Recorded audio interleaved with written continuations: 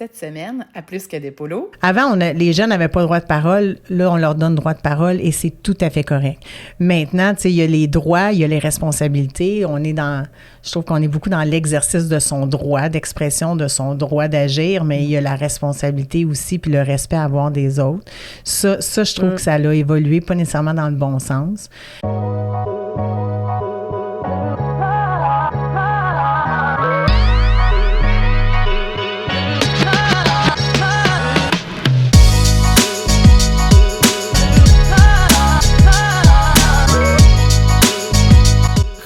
Vous souhaite bonne écoute. Donc, cette semaine, on avait le goût de jaser de ce qui se passe vraiment dans les écoles, d'avoir un point de vue différent.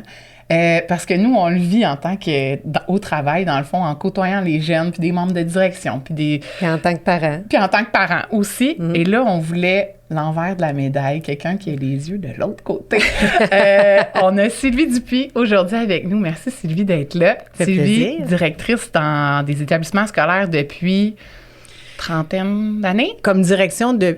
oui, ben c'est en 2005 ma première nomination. Fait que ça fait 20... Ça fait beaucoup, hein? Oui! Wow! J'ai commencé à enseigner en 91, fait que ça fait 35 ans que je suis dans le milieu de l'éducation. Puis tu as eu la chance de participer à plein de projets. Une femme remplie d'énergie qui a pas arrêté. Fait qu'on va essayer de piquer un petit peu de tes expériences et tout. Moi, je plonge tout de suite parce que celui qui m'intrigue le plus, c'est de participer au documentaire 180 jours qui a été filmé. Peux-tu nous expliquer c'était quoi le concept du documentaire? Comment ça s'est passé pour toi? Oui, le but, c'était de faire un documentaire pour montrer la réalité, le quotidien des écoles secondaires, puis de mettre l'emphase sur les interventions, pas sur le côté sensationnaliste. Puis c'était projeté à Télé-Québec. Fait qu'on savait qu'il y avait une approche éducative à ce documentaire-là. Puis, il m'avait approché via le Centre de service scolaire Marie-Victorin. Je travaillais à l'École Gérard-Fillon à Longueuil. C'est une des premières polyvalentes au Québec. Fait qu'il y avait un côté historique à ça. Puis, mon père a fait toute sa carrière là. Moi, j'ai été élève là, enseignante, et j'étais la directrice de l'école. Fait qu'il y avait comme un beau terrain de jeu pour eux pour associer différentes parties là, de mon parcours à cette école-là. Et ça a été audacieux de la part de la direction générale du Centre de service scolaire parce que j'ai quand même un franc-parler, puis d'avoir une caméra 2 jours semaine pendant toute une année scolaire. On abordait plusieurs situations qui étaient imprévisibles. Là. Tu sais, c'était vraiment le quotidien. Puis il était là, puis il filmait comment ça arrivait. Fait qu'il y a des journées qu'on avait notre micro sur nous, sans qu'ils viennent nécessairement m'interpeller. D'autres journées, ils venaient m'interpeller pour une situation pour laquelle je n'avais pas été témoin, mais ils me faisaient parler sur des grands enjeux, puis tout ça. Puis au montage, il allait par thématique par la suite. Fait que c'est un 12 épisodes de documentaire. Et la différence entre un reportage et un documentaire, la grosse différence, c'est que tu choisis pas les scènes qui vont montrer à la télévision. Fait que c'est pas toujours à notre avantage, mais il y avait quand même un comité de visionnement sur lequel je siégeais pour être sûr que nos élèves, on leur portait pas préjudice, parce que des fois, c'est le même élève qui est pris dans des situations similaires ou différentes, mais à plusieurs reprises, puis on voulait pas y porter préjudice là, plus tard. Il devait être bien représenté, là. Oui. C'est pas de le mettre les 3 phrases qu'il a dit hors contexte, présenter ça, puis qu'on ait un jugement dessus. Ça. Le but, c'était de voir les situations qui peuvent se produire dans un milieu scolaire, puis comment on intervient par rapport à ces situations-là. Qu'est-ce qui en est ressorti principalement de ce documentaire-là? Bien, moi, je savais que l'équipe intervenait très bien. Là, on était vraiment bienveillants. Je sais que ce mot-là, il est galvaudé, mais tu sais, on l'utilise à plusieurs reprises, mais vraiment, la bienveillance qui ressortait des intervenants, moi, je l'avais vécu comme collègue de ces enseignants-là. On essayait de changer aussi la vision de l'école, parce que c'est un milieu multiculturel, avec dans un secteur défavorisé. Puis, quand on fait des interventions, on le sait qu'on les fait bien, mais de l'extérieur, c'est pas toujours le même regard. Fait qu'on s'est dit, ben nous, on le sait qu'on est bon, on essaye de le démontrer. Là, on a la chance de prouver que nos élèves, c'est des bons élèves, puis qu'on fait des bonnes interventions auprès d'eux. Fait que c'est pour ça qu'on s'était lancé dans cette grande aventure qui a duré un an. Et ça a été bien reçu. Oui. Ça a été bien reçu. Puis on parlait tout à l'heure, tu as passé à Tout le monde en parle, tu as eu quand même des expériences radio. Ça a été quand même bien couvert. On parle-tu un peu? Après, on plongera là-dedans parce que j'ai plein de questions aussi au niveau des épisodes, là, puis de tes meilleures anecdotes, tes pires anecdotes. Mais parle-nous un peu de ton expérience personnelle, parce que quand on voit des gens passer à Tout le monde en parle, souvent, ça va être des gens qui ont de l'expérience, qui ont une expertise pour aller devant combien de personnes qui écoutent Tout le monde en parle, surtout dans ce temps-là, il y avait beaucoup de codes d'écoute. Oui, mais on les voit pas, hein, sont dans leur salon, fait que moi, je me concentrais sur les gens présents dans la salle. Et comment tu as pris ça? Mais pour vrai, tu sais, c'est d'y aller selon, tu sais, d'être authentique. Là. Ils te posent une question, puis on parlait de ce qu'on connaissait, de nos élèves, de notre quotidien. Premièrement, ils étaient super accueillants, super gentils. Ils n'étaient pas là pour nous prendre en défaut. Ils étaient là pour contextualiser la sortie de ce documentaire-là, 180 jours. J'étais en compagnie de la réalisatrice Mélissa Baudet, puis d'un enseignant, Celso. Et c'était vraiment pour comprendre notre quotidien au-delà du documentaire, parce que dans le documentaire, on voyait des choses. Mais tu sais, la société nous traite bien en éducation. Tu sais, ils nous accueillent bien. Je pense qu'on fait bien les choses. Puis on a un bel accueil avec les gens. Ça, c'est bien que tu en parles. Parce que des fois, on va parler avec des parents ou autres, puis on entend du positif. Oui. Mais des fois, j'ai des amies qui sont enseignantes et ils sont comme, on n'est pas sûr qu'on est apprécié à notre pleine valeur. C'est sûr qu'il y a un côté vraiment paradoxal à ça, parce qu'on critique beaucoup, on relance beaucoup dans la cour des écoles l'éducation. L'éducation commence à la maison. Puis, je vous dirais que la grande majorité des parents nous supportent dans nos interventions. Puis, il y a une pyramide, là, c'est comme le 5% en haut de la pyramide, que c'est nos récalcitrants, autant au niveau des règlements dans la société, c'est comme ça, au cas de la route. Mais les parents, c'est la même chose. Tu sais, il y a la loi de Pareto là, qui dit que 20% occupent 80% de notre temps.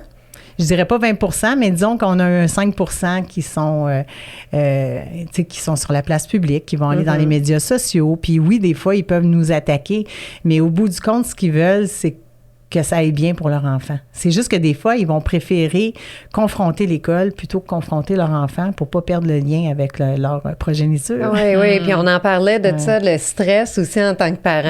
Oui. C'est que des fois, on est nous-mêmes, on est inquiet, est-ce qu'on est en train de faire quelque chose de bien, puis on cherche juste la solution. Donc, des fois, c'est peut-être l'approche qui pourrait être un peu modifiée. Là.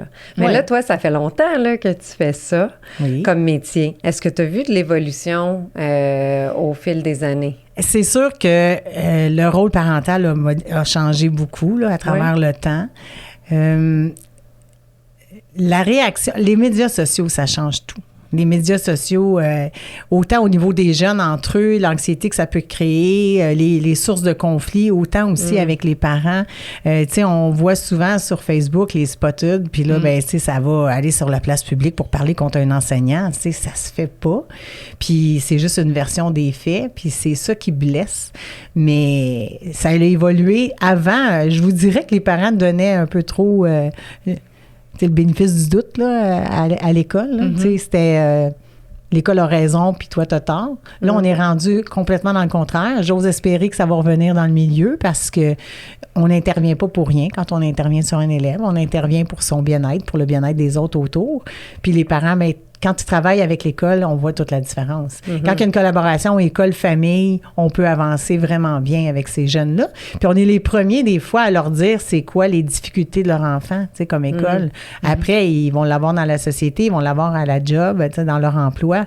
Mais nous, on est les précurseurs de... T'as raison là-dessus. Ben, c'est vrai que... Puis ça, on en parlait aussi avec la directrice de la Maison des jeunes, comme quoi que lorsqu'ils vont avoir un enfant dans leur milieu, il va pas nécessairement agir pareil comme à la maison. Non. À la maison, on le voit plus dormir, on le voit, tu sais, que des fois, il va moins nous parler ou quelque chose, mais à l'école, il va s'exprimer.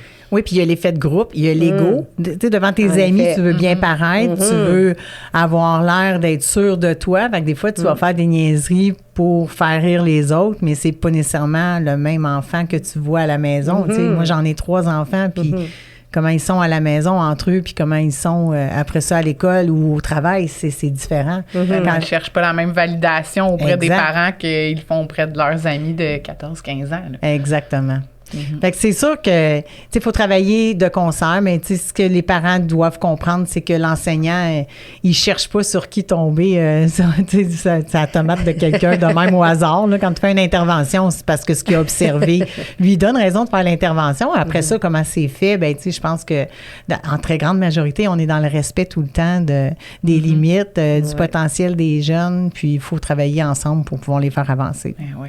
Puis l'équipe école, là, quand vous avez été, on va dire, scruté à la loupe avec les caméras puis les micros pendant 2 jours semaine, pendant 1 an, est-ce que ça a eu un impact sur comme la dynamique de votre équipe école?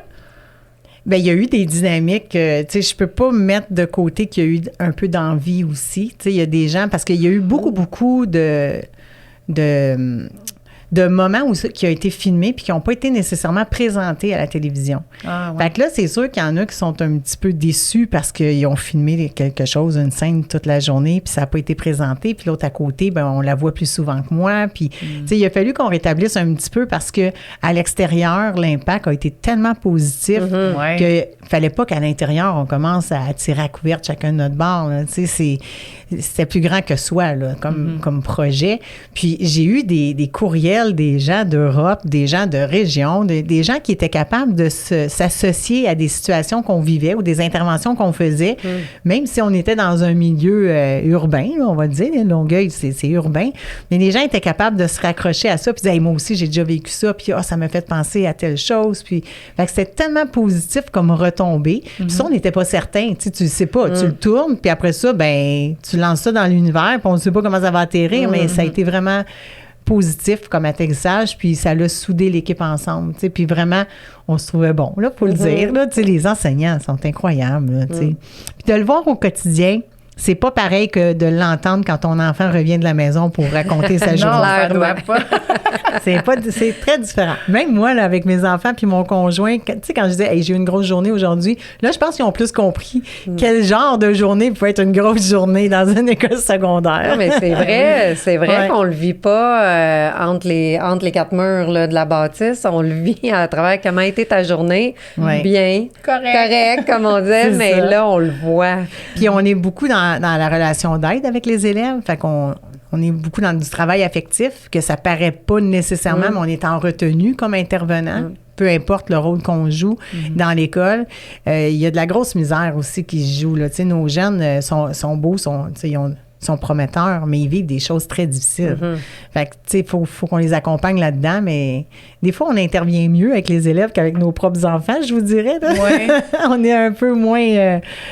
je sais pas. L'émotion n'est pas la même. Oui, on est plus Quand objectif. ça touche nos enfants, exact. Quand c'est nos enfants, là, je pense des fois, notre cerveau, il est trop émotionnel. Oui, le cœur embarque par-dessus le cerveau là, dans ce temps-là. On est trop proche de l'arbre, mettons. On voit plus la forêt. Mais tu sais, c'est bon des deux côtés. Là. Fait quand on est des intervenants puis qu'on est parents, tu sais, des fois, il y a des parents qui sont très, très demandants, mais je me dis, mais c'est sa mère, là. C'est sûr qu'elle va se battre pour lui. Là, j'espère qu'elle veut le meilleur pour lui, puis on veut tous ça. Le chemin est peut-être différent pour se rendre.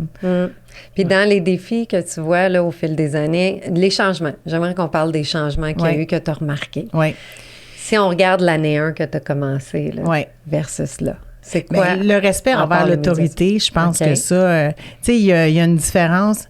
Avant, les jeunes n'avaient pas le droit de parole. Là, on leur donne droit de parole et c'est tout à fait correct. Maintenant, tu sais, il y a les droits, il y a les responsabilités. Je trouve qu'on est beaucoup dans l'exercice de son droit d'expression, de son droit d'agir, mais il y a la responsabilité aussi puis le respect à avoir des autres. Ça je trouve que ça a évolué, pas nécessairement dans le bon sens. Il faut qu'on... C'est important de donner la parole aux jeunes, leur permettre de s'exprimer, mais de leur montrer comment bien le faire aussi. Puis ça, c'est à nous. Il ne faut pas les empêcher, il faut les encadrer. C'est à nous comme adultes, comme intervenants, puis ils le font bien quand ils ont un moment pour le faire. Il y a des fois que, tu sais, on le voit là, dans les journaux, ils parlent de la violence qui augmente dans les écoles.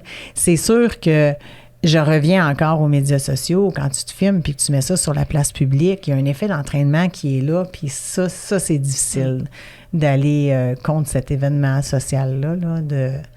Est-ce que tu penses qu'il y a plus d'anxiété de performance? Ça dépend des milieux. C'est sûr, C'est parce que le mot anxiété, tu sais, quand je faisais un examen, j'étais stressée, je voulais bien performer, mais on n'a jamais dit tu fais de l'anxiété de performance. Non. Mais Là, j'étais il est à la exigeante. mode. Oui, Ouais. puis j'étais exigeante envers moi-même, puis je me préparais, puis oui, j'avais des papillons, puis oui, j'avais un petit peu mal au cœur, puis... Mais, tu sais, j'avais pas un billet de médecin qui disait elle a des nausées, elle peut plus faire d'examen. Tu sais, faut juste. Ça arrive? Ouais. Faut juste trouver un juste milieu, tu sais. C'est normal de vivre du stress dans la vie parce que la société, c'est ça. Dans le milieu du travail, ça va être ça. Il va falloir qu'on performe, tu sais, pour avoir un job, tu as des entrevues à passer, puis c'est juste comment on leur donne des outils pour la gérer, là, cette anxiété-là, si on veut, mais plus l'adrénaline qui vient avec le stress. C'est ça. C'est de l'apprendre. Leur faire apprendre, comprendre. Ouais. Puis quand tu as cette émotion-là, c'est parce que oui, il y a un événement qui s'en vient, mais prépare-toi. L'identifier, puis aller trouver des solutions. Moi, Sonia Lupien, si j'ai quelqu'un à suggérer, c'est les balados de Sonia Lupien. Vraiment, je trouve qu'elle met bien en image les situations, autant au travail que pour les jeunes, puis des bons moyens efficaces. Là, vraiment, il y a toutes sortes de moyens. Ça, c'est l'autre côté aussi, c'est ça. Les médias sociaux vont nous amener un côté positif. J'ai vu plein de TikTok là, de jeunes qui disent, voici c'est quoi mes trucs. Moi, je fais de l'exercice. Moi, je fais ci. Puis on peut aller chercher un côté positif à ça. C'est de ne pas l'ignorer, c'est de faire face, puis de voir c'est quoi les solutions pour gérer notre stress, notre adrénaline, puis comment faire avec. Puis dans les changements, est-ce que ça vient de me faire penser, là, tu sais, au début de ta carrière, il n'y avait pas de cellulaire, les jeunes. Non. Là, après ça, ils en ont eu, puis là, ils en ont plus. Oui. Dans les écoles. Est-ce que ça a fait tout ça comme sur les échanges interpersonnels ou t'as-tu vu quelque chose comme J'ai eu la changer? chance d'être dans des milieux qui interdisaient le cellulaire dans les espaces communs. Ah, OK. Dans toutes les écoles où j'ai été, il y avait un moment pour l'utiliser. Fait que j'ai pas vécu de milieu... parce que oui, il y a eu le règlement là, du ministre Drainville qui est arrivé puis qui a dit c'est assez à tout le monde dans la province. Mais... Nous, au collège, il n'y avait pas le droit du cellulaire, ni dehors, ni à l'intérieur. Là, à un moment donné, le dehors, il était difficile à gérer. Fait qu'on a dit, bon, ben, on va les laisser à l'extérieur, tu sais, sur leur pause, sur l'heure du dîner, tout ça.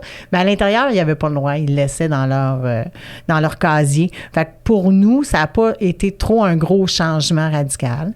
Dans les autres milieux où j'ai été, c'était la même chose aussi. Il n'y avait pas le droit en classe. Mais dans les espaces communs, s'il y avait droit dans l'école, on voyait qu'il y avait de moins en moins de socialisation, de plus en plus d'intimidation. Ils se donnaient des convos, c'est comme des convocations pour se rendre à une place. Puis là, ça faisait des attroupements. Là, il y a eu la pandémie qui a empêché la socialisation de nos jeunes. Là, il y avait le cellulaire. Les écrans ont pris vraiment une ampleur pendant la pandémie parce que c'était leur façon de socialiser. Là, ils sont revenus à l'école dans des bulles. Après ça, on leur a dit, OK, ben là, tu recommences à socialiser. Puis là, tu n'as plus le droit d'avoir un écran. Fait qu'on les déstabilise pas mal, là, tu sais. Non, mais c'est vrai. Non, mais les 6 dernières années, vrai. je veux dire, c'est tout beaucoup, ça, là. Tu sais, 5 ans, là, c'est beaucoup dans la vie d'un adolescent puis d'un enfant, là. Beaucoup de changements. Puis le côté, la bébite sociale d'un adolescent, là, c'est important, son réseau social. C'est leur vie. Fait que là, il faut leur réapprendre à bien socialiser avec une vraie personne en avant. Là. Ouais. De pas juste faire un pouce dans les airs, un like, mais de le dire avec des mots. J'apprécie comment que t'es, j'apprécie ce que tu as fait. Fait que ça, je pense que c'est un gros plus. Puis, il fallait qu'on fasse ce virage-là, là, selon moi. Là, c'était, tu sais, il y a les écrans, mais il y a surtout le cellulaire, là, qu'on est attaché à. Puis nous, comme adultes, autant, là, on a de la misère. Là, c'est une laisse... Non, c'est une laisse électronique. Là. Ouais. Puis, tu sais, l'instantanéité que ça crée aussi. T'appelles, puis ton enfant te répond, puis s'il répond pas, il est arrivé quelque chose. Moi, je veux pas ça, là, moi. Quand j'étais jeune, là, je partais, puis je revenais à 10 h à soir, puis elle commençait à s'inquiéter à 10 h 30, probablement. Oui. Maintenant, il y a la géolocalisation. Exactement. Et ça, c'est quelque chose, là. Ça, t'as pas vécu ça avec tes enfants? Bien là, je le fais un peu. Ils sont plus enfants, là. Hein? Je dois admettre que c'est le fun, quand même. Mais ça a commencé quand il allait en voyage. Puis là, à un moment donné, c'est difficile de pas le garder. Là. Ça a l'air nono, mais tu veux voir tes ouailles, sont-tu toutes en sécurité avant de t'endormir?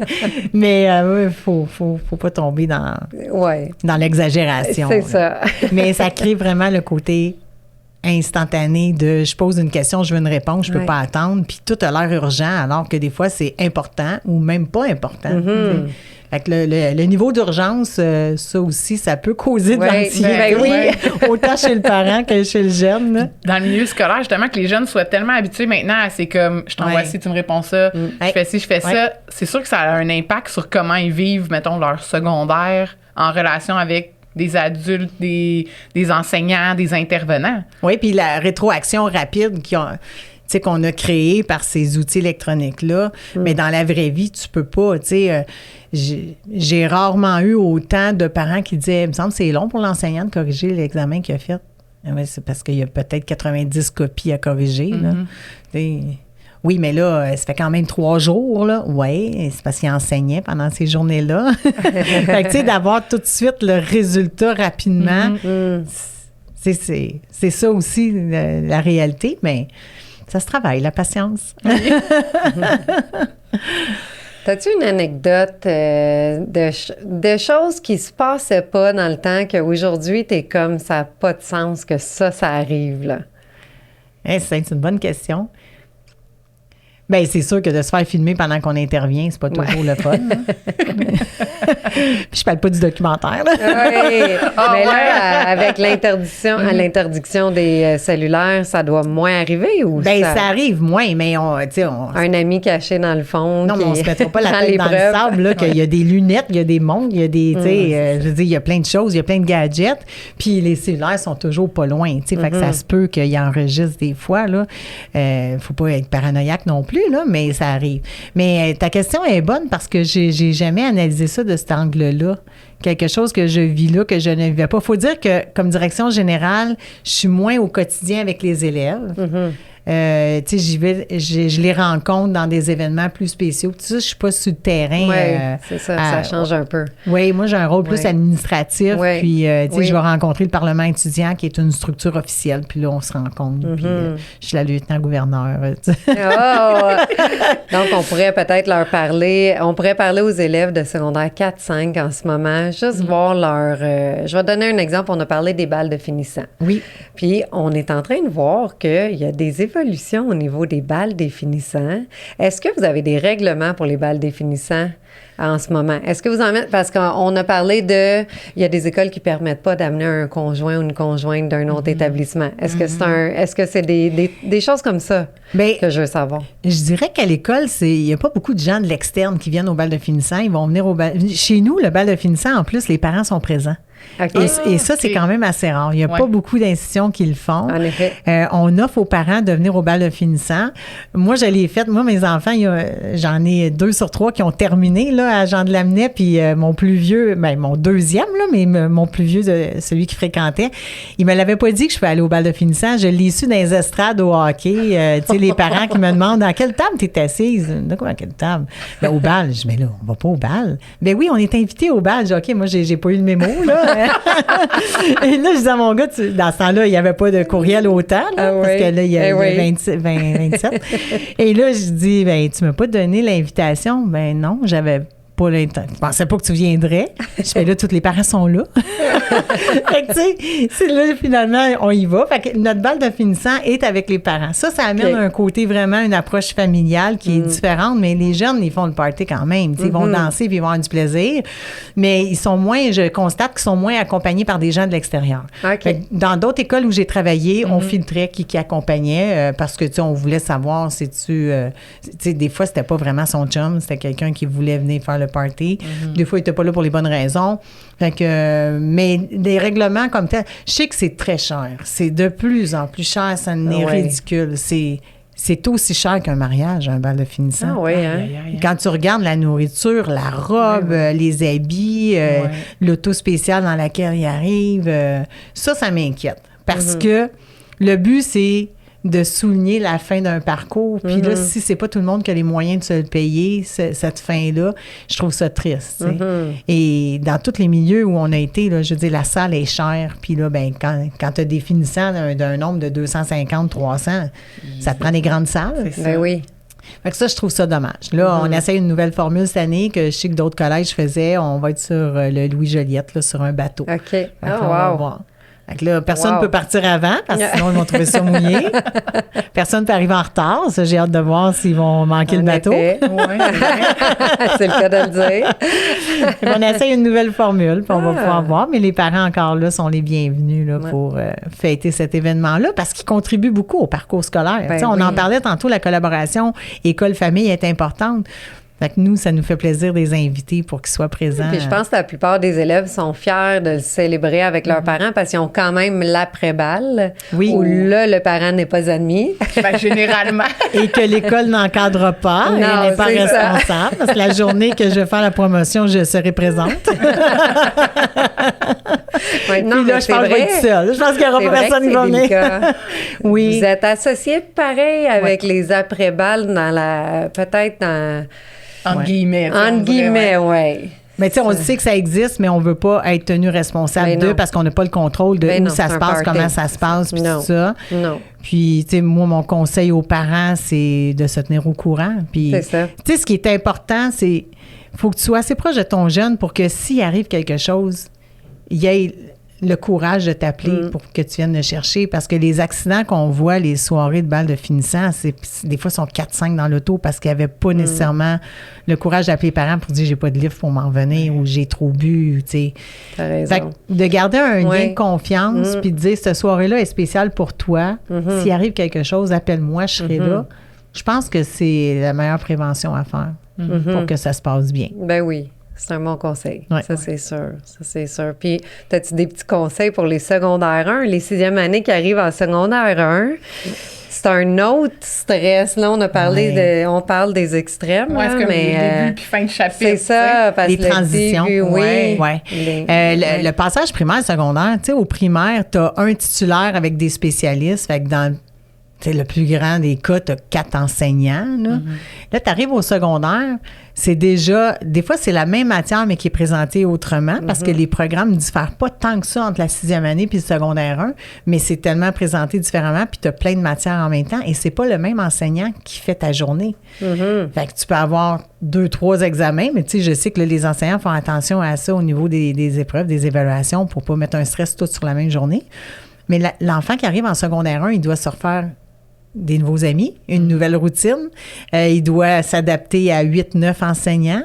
C'est quand même... Il faut qu'il retienne ça, son on peut numéro dire de casier. Oui. Ouais. Son cadenas, là. Ouvrez son cadenas. Pratiquez ça, s'il vous plaît, l'ouverture de cadenas. Ça se fait, ça se pratique à la maison. Mais oui, pour réduire le stress au moins de la rentrée. Ben oui. Pour vrai, on jurait qu'ils n'en ont jamais pris de cadenas avant puis qu'ils pratiquent ça, là. Ça, c'est quelque chose qui se fait l'été avant à la maison, là. Oui, mais ils sont tellement... Je pose la question aux jeunes qu'on côtoie, parce qu'on en côtoie beaucoup à chaque été, puis c'est quoi l'affaire, là, du cadenas? Expliquez-nous ça, mais c'est pas juste le cadenas. Fait que oui, si on peut au moins le pratiquer là-dessus, ça va enlever cette partie-là, mais c'est aussi le timing, là. Le temps entre aller à ton casier, prendre tes choses, te souvenir de ton numéro de cadenas, ensuite de te rendre au bon local parce que c'est un nouvel environnement. C'est là, je pense, qu'ils perdent des fois contrôle de leurs moyens, là. L'organisation. Oui.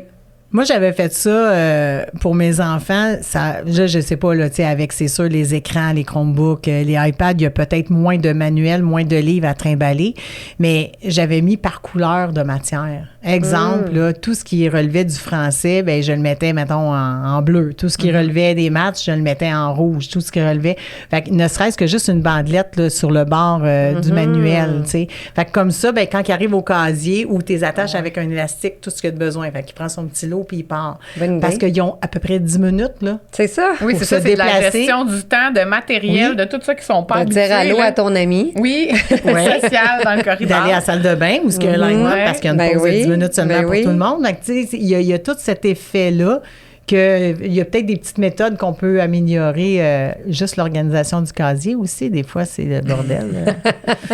C'est petit, mais ça peut être tout à l'envers. Hein? Des petits trucs d'organisation. Ça, des fois, en tant que parent, j'aimerais être un petit oiseau puis voir qu'est-ce qui se passe là-dedans. Oui, des fois, on retrouve des lunchs qui marchent seuls. Là, oh, wow! Mais l'organisation, c'est vraiment primordial là, pour les jeunes pour rendre ça plus efficace quand ils vont à leur casier. Mais c'est sûr que ça, ils n'ont pas à vivre ça au primaire. C'est ça, ça peut être une des différences, là. Oui. Donc, comme tu mentionnais, c'est un peu la même matière, mais vue autrement. Oui. Puis, on va plus en profondeur, là, bien Oui, sûr, exact. mais quand même, au niveau des profs, que ça change de prof, après ça, ils deviennent de plus en plus autonomes. Oui. Est-ce que c'est l'autonomie qui est la première chose à apprendre à l'enfant quand il arrive en secondaire 1? Ben, c'est sûr que l'autonomie va aider, mais moi, je pense que c'est la capacité d'adaptation. Parce que ton enseignant, il n'est pas comme ton enseignant de 6e année. Tu as une enseignante, un enseignant, un jeune, un plus vieux, ils ont leur méthode d'enseignement. Il y en a que ça va être plus dynamique, il y en a que ça va être plus magistral, traditionnel. Fait que l'enfant, il doit s'ajuster à chacune des périodes. Tu sais, bon, il y a différents modèles, là, 4 périodes de 75 minutes, fait que tu vois 4 enseignants dans ta journée, ou 5 périodes d'1 heure, tu vois 5 enseignants dans ta journée. Fait qu'à chaque fois, il doit s'ajuster à cet enseignant-là, à cette personnalité-là qu'il y a en avant de lui. Fait que ça, je dirais la capacité d'adaptation, mais oui, l'autonomie, c'est sûr. Puis, tu sais, si on revient au niveau comportemental, je pense que l'empathie est une belle qualité pour créer un beau sentiment aussi entre les jeunes, tu sais, pour s'entraider, puis tout ça. Là, quand tu vois que l'autre à côté, il est un peu... Il y a de la misère avec son cadenas. Ouais, il y a de la misère avec son cadenas. Ou bien donc, il y a de la misère avec ses livres. Juste de savoir, tu sais, je peux-tu t'aider, juste d'être là pour l'autre, tu sais, ça change. Ça change l'expérience. Un petit guide. Ouais. Un petit guide, puis sérieusement, parce que... durant l'été, là, des petites choses pour la classe. Le site Alloprof, là, c'est une excellente ressource. Puis ce site-là, Alloprof, il y a vraiment beaucoup de trucs académiques, mais aussi au niveau des adaptations. Exemple, ils vont dire, c'est bientôt la rencontre de parents. Ils vont s'adresser aux parents, quelles questions poser à l'enseignant pour pouvoir rendre ça plus efficace. Fait que ça, c'est vraiment une belle ressource là, à avoir. Puis quand tu ouvres quand tu ouvres ta connexion, là, quand tu crées ton compte, tu dis en quelle année que tu es, puis à chaque année, il évolue avec toi. Fait que ça va t'aider puis te guider selon... selon tes rendus. Autant au primaire qu'au secondaire. Puis, tu sais, on parlait là, de l'instantanéité. Là, ben, quand tu es en train de faire ses devoirs, là, ton enfant, puis qu'il ne comprend pas son devoir de maths SN, là, hey, c'est loin pour nous autres. Là. Premièrement, ça ne s'appelait pas SN dans notre temps. Pas. Mais il peut prendre une photo de son devoir, l'envoyer dans un groupe de discussion, un chat, puis il y a un enseignant qui va y répondre puis qui va le guider à travers ça. Ben, tu vois, je savais pas ça. Ouais. Je savais pas ça, puis mes fils sont rendus à l'université, mais j'en ai encore un au secondaire, donc... il est pas trop tard. Je vais refaire un petit tour, parce que pendant la pandémie, on dirait qu'on se référait plus, parce qu'ils mettaient des bons outils pour nous aider, mais c'était plus académique, je trouvais, que c'était pour nous guider, pour pas perdre le filon là, avec notre enfant. Exact. Mais là, ils guident encore plus loin là, au niveau de... C'est pas juste pour ceux qui ont des difficultés. Là. Non, c'est ça. Parce que, tu sais, ma fille avait pas de difficultés, mais des fois, elle bloquait dans certaines situations, puis elle utilisait cette ressource-là, puis ça la débloquait, puis après ça, elle arrivait le lendemain, puis elle était capable de poser des questions à son enseignant, puis elle avait complété une bonne partie là, du travail à faire. Fait que ça, c'est vraiment une bonne ressource. C'est un service qui est offert gratuitement. Là. Oui. Donc, ça vaut la peine. Oui, c'est bien. Tout à fait. Ah, merci de nous ramener ça. Oui, ça, juste c'est pour bien. que tu changes de nom, parce que ce qu'on a appris, les terminologies ont été changées. Fait que finalement, on pourrait peut-être aider au devoir, mais on n'est pas trop sûr du mot qui est utilisé. Mais en même temps, ton enfant va te dire, c'est pas comme ça que mon prof veut que je le fasse. C'est pas comme ça que je l'ai appris. Bon, on va aller chercher les outils. Oui, c'est ça. De manière complémentaire, là, parce que, bon, tu es une femme qui fait plein de choses. Moi, ça m'intrigue aussi. Tu participes au Grand Défi Pierre Lavoie depuis plusieurs années. Peux-tu nous parler qu'est-ce qui t'a motivé à faire ça? Moi, j'ai toujours été active. J'ai un passé de gymnaste. J'étais enseignante d'éducation physique. Fait qu'avec mes élèves, je leur faisais faire les cubes énergie. Comme parent, je les ai fait aussi. Le 15 minutes d'activité avec qui donne un cube énergie, puis le parent qui signe le petit passeport. Et à un moment donné, j'étais au centre de service scolaire Marie-Victorin, puis il y avait une équipe associée au centre de service scolaire. Puis j'ai embarqué dans l'équipe des 5 cyclistes. J'avais fait la boucle l'année d'avant, qui est le 135 km. La boucle, c'est un événement qui est, c'est pas chronométré, puis tu y vas à ton rythme, puis c'est fait pour, avoir un entraînement pour se rendre jusque-là, parce que quand même, la distance est grande, mais c'est festif. Fait que je l'avais fait comme ça, puis j'avais commencé à faire un petit peu de vélo, mais moins d'entraînement. Là, après ça, quand j'ai embarqué dans l'équipe des 5 cyclistes, là c'était un entraînement soutenu. La première fois, c'était en 2018 quand je l'avais fait. Puis je m'étais dit, pour avoir plus de plaisir, la prochaine fois, il va falloir que je m'entraîne encore plus. Ah ouais, hein? Là, j'ai pas fait ça cette année ni l'année passée. J'ai d'autres trucs, là, mais disons que l'entraînement... faut rentrer l'entraînement dans son horaire aussi. Là. C'est quand même, tu sais, quand tu fais le 1000 km du Grand Défi Pierre-Lavoie, les 5 cyclistes, il y en a un, mettons, qui est plus débutant, mais les 4 autres, là, c'est intermédiaire à guéri là, comme niveau. Hein? Les épreuves, c'est un dépassement de soi, là, mais... Qu'est-ce qui me motive à le faire, c'est que quand j'ai un défi, ben ça m'aide à rentrer l'entraînement dans mon horaire. Sinon, t'es motivé. Oui, t'as un objectif, t'es motivé, je comprends. Moi, j'ai besoin d'un objectif. Oui. Sinon, tu procrastines, tu dis, demain, je m'entraînerai, j'ai le temps de le faire demain, mais là, demain, ils repousseront pas le grand défi, tu sais, parce que j'ai pas eu le temps de m'entraîner, fait que ça va faire plus mal. Ben oui. Il va falloir que je le fasse. Fait que c'est pour ça que quand j'ai un défi, ben, je mets l'entraînement dans mon horaire, je le mets en priorité. C'est bon pour tout. C'est bon pour gérer mon stress aussi au quotidien. Puis ça se fait en groupe. C'est un groupe. Est-ce que le groupe se motive mutuellement? Pas juste pour l'équipe. L'entraînement. Pas juste l'équipe, là, tout le monde. Okay. Mettons, là, sur un entraînement à l'intérieur, là, mettons, il y a beaucoup de plateformes virtuelles où tu peux faire des courses en groupe virtuellement. Oui, c'est vrai. Ça, c'est déjà, mais juste exemple d'autres applications comme Strava où tu fais un entraînement, puis là, tu as du monde qui t'encourage, puis qui t'envoie un petit encouragement, c'est le fun. Puis là, Strava t'envoie des petits incitatifs. Ça fait déjà 2 semaines en ligne que vous entraînez. Oui. Comme ça. Mais moi, je suis sensible à ça. Oui. Moi, bien du monde. Ben oui, la valorisation. La petite tape dans le dos, surtout comme directrice, tu n'as pas nécessairement la tape dans le dos comme peut-être tes enseignants. Tu sais, quand tu es la personne qui gère l'ensemble de l'établissement, c'est plus loin. Mais je dois être chanceuse parce que... Ah oui, t'en sois? On est une belle équipe qui fait beaucoup de reconnaissance au quotidien, vraiment. On est dans le plaisir en plus. Fait que quand les gens ont du plaisir, tu te dis, ben ça en est une belle reconnaissance, tout en étant rigoureux dans notre travail. Fait que, c'est sûr que tu es seul en haut de la pyramide, là, puis tu es au grand vent là, la plupart du temps. Oui. Mais il y a quand même... Ah, bien ça, c'est le fun à savoir. Oui. Je sens l'appréciation là, des gens avec qui je travaille, puis des parents, puis des élèves. Fait que ça fait du bien.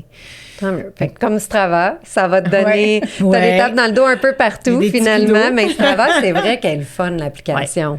C'est beau, en plus. C'est agréable à regarder. C'est simple, facile d'utilisation. Ouais. Alors, tu prends ça pour te faire suivre, puis de te motiver aussi en même temps. Puis pour voir l'évolution de l'entraînement, pour voir si tu améliores ta condition physique, ton FTP.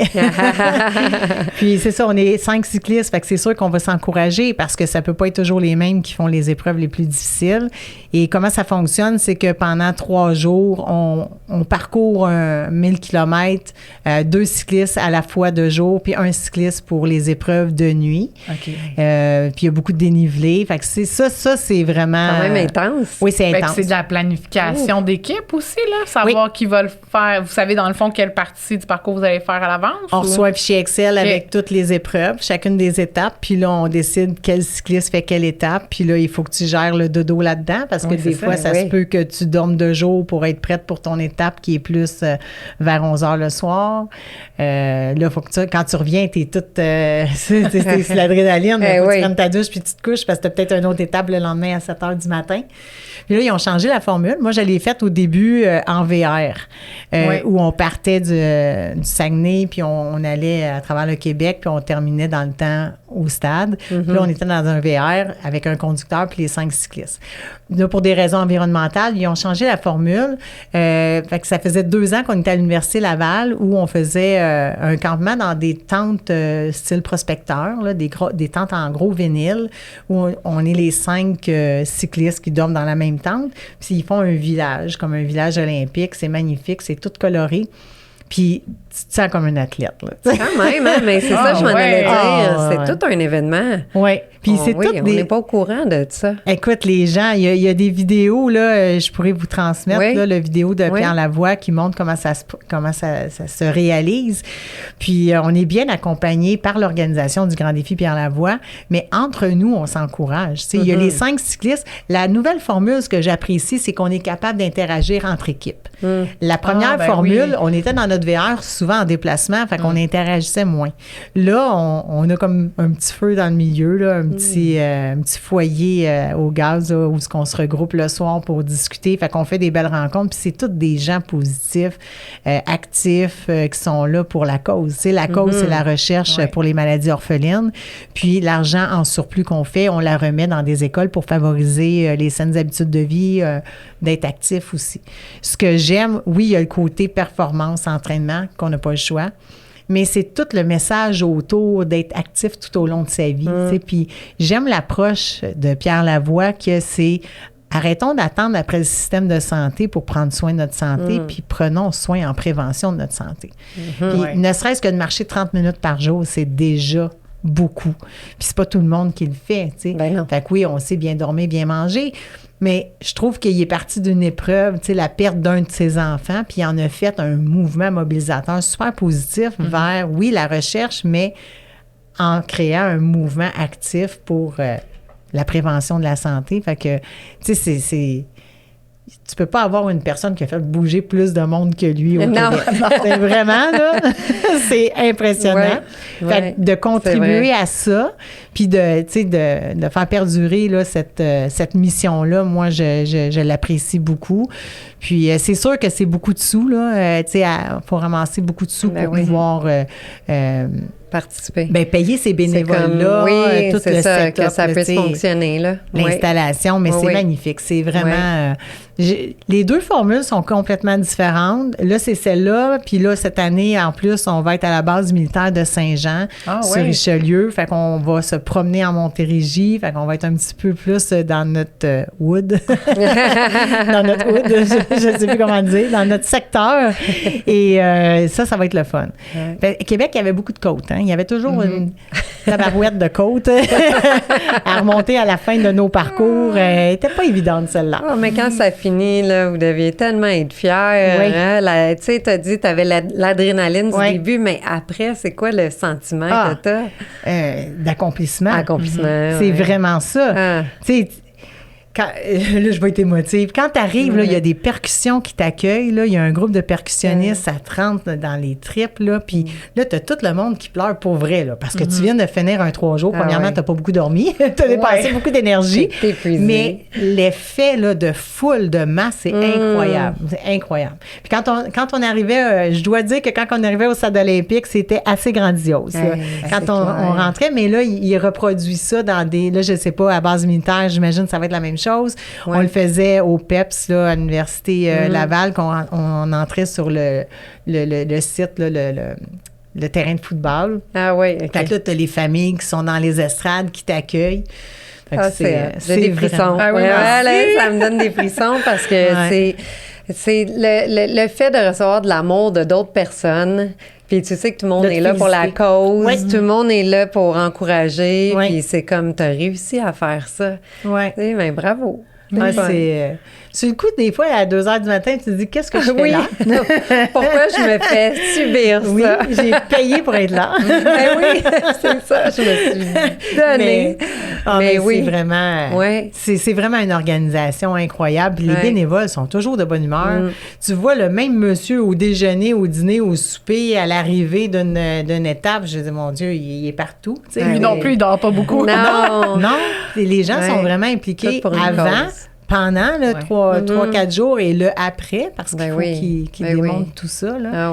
Ah non, c'est vraiment... Si vous avez la chance d'être sur un parcours, là, la boucle, elle va passer à Montérégie, de venir encourager les cyclistes qui passent pour la boucle ou pour les étapes, là, ça vaut le déplacement. Ça vaut vraiment le détour, c'est incroyable. On va définitivement en plus présenter les dates. Oui. Tu les connais, les dates? Là, j'hésite entre le 11 puis le 12 juin jusqu'au 14. Là, j'ai pas revisiter mes dates. Là, c'est du jeudi au dimanche. La boucle, c'est le samedi, je pense que c'est le 13 juin. Puis, comme je disais, on part de la base militaire de Saint-Jean. Le parcours est sorti hier, le parcours de la boucle. OK. Tout le monde là, peut vous l'analysez, là? La boucle, c'est les 5 cyclistes ensemble qui le font. C'est les ça. autres étapes, il y a 3 étapes qu'on est les 5 cyclistes. La première, la boucle et la dernière étape pour arriver toute l'équipe ensemble. Puis les autres parcours, comme je disais tantôt, c'est 2 cyclistes de jour, 1 de soir. Le soir, là, c'est incroyable. Tu te promènes là, dans les routes régionales, il n'y a pas de lampadaire, il n'y a pas de lumière. Et là, tu vois juste le QG, qui est comme un gros Winnebago en avant, qui joue de la musique, puis qui a ses lumières. Fait que là, tu vois qu'il est en haut, mais tu sais pas de là à là, ça va être quoi le dénivelé pour te rendre là. Ça doit être toute une expérience. Ah, dans le noir. On dirait que le temps est suspendu. Là. Ceux qui n'ont jamais fait les étapes de nuit, je vous le conseille. Là. Premièrement, il y a un peu moins de dénivelé dans ces étapes. Ben oui, moi, j'en prends note. Oui. Je me remets au vélo. Mais t'as l'autre défi. Il fait noir. Exact. Ouais. C'est sûr que c'est pas évident non plus. Là. Non, mais vraiment, c'est comme si le temps était suspendu. On dirait qu'ils vendent pas. Je sais pas, il y a quelque chose. Quand il pleut pas, évidemment, là, j'ai été chanceuse. Oui. Parce que les intempéries n'arrêtent pas la course. Il doit y avoir un calme incroyable. C'est ça, le soir, tu sais, je veux dire. Tout le monde dort sur les routes que vous passez. Y en a-tu qui vous encouragent le soir, la nuit?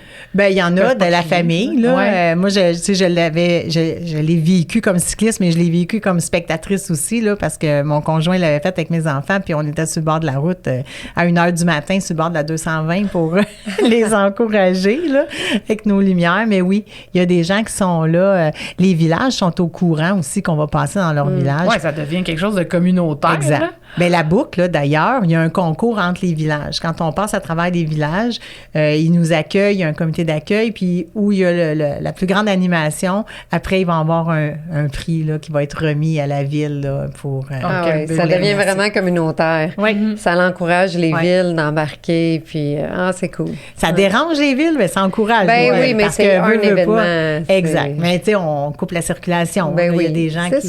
Ça dérange un peu, mais c'est pour la bonne cause. Oui, félicitations pour ça. Bien, merci. Merci.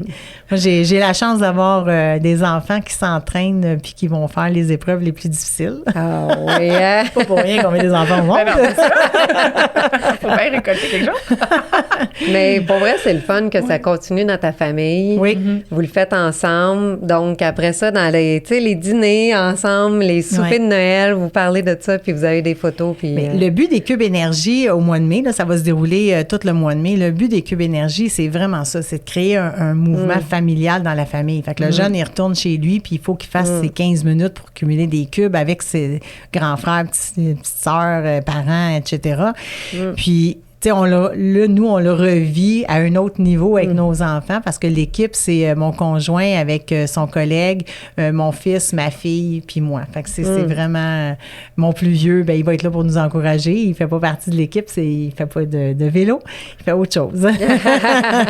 Mais il est là pour encourager. Oui. Fait que c'est vrai que ça touche tout le monde dans la famille. Mais l'impact de... Quand il était petit, on était très actifs avec eux. On le voit là en vieillissant. Tu sais, le sport, ils l'ont en eux, là. Tu sais, je me considère pas une athlète, je me considère quelqu'un qui est actif. Je pense que c'est ça, à long terme, qu'il faut viser. Oui, c'est ça. Des fois aussi, les gens se mettent comme trop de pression de vouloir être, justement... faire un sport et de t'investir à 100% dans un d'être sport. Le meilleur là-dedans. Le but, c'est de toujours bouger. C'est ça. T'sais, c'est pas... je pense que c'est ça qui est prévaut aussi, là. C'est de bouger, de ne pas arrêter, comme tu disais, marcher. 30 minutes qu'on aille marcher, ça coûte rien. Non, c'est ça. C'est juste, mais il y en a qui ont besoin de la performance, puis de l'analyse, puis des statistiques, puis, tu sais...